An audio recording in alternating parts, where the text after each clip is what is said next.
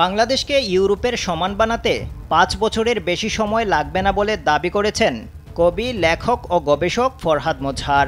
শনিবার দুপুরে ঢাকা রিপোর্টার্স ইউনিটিতে প্রজন্ম একাডেমির উদ্যোগে আয়োজিত এক আলোচনা সভায় প্রধান অতিথির বক্তব্যে তিনি একথা বলেন। ফরহাদ মোজহার বলেন, আওয়ামী লীগ সরকার এতদিন তরুণ প্রজন্মের উচ্ছ্বাসকে দাবিয়ে রেখেছিল, সেটা এতদিন পর মাটি ফুঁড়ে বেরিয়ে এসেছে। এই প্রজন্ম আজ দেশের যে কোনো স্বার্থে ঐক্যবদ্ধ। এই ঐক্যবদ্ধ শক্তিকে কাজে লাগাতে পারলেই দেশ একটি সমৃদ্ধ দেশে পরিণত হবে। তিনি আরও বলেন, অনেক সীমাবদ্ধতা আছে, প্রতিবেশী দেশের চাপ আছে। দেশের মৌলিক প্রাপ্তিগুলো যদি তাদের কাছ থেকে সহজ প্রক্রিয়ায় না পাওয়া যায়, সেক্ষেত্রে দাবিগুলো আন্তর্জাতিক পর্যায়ে নিয়ে যেতে হবে। স্যান্ডেলিনা সো, রূপচর্চায় আভিজাত্য।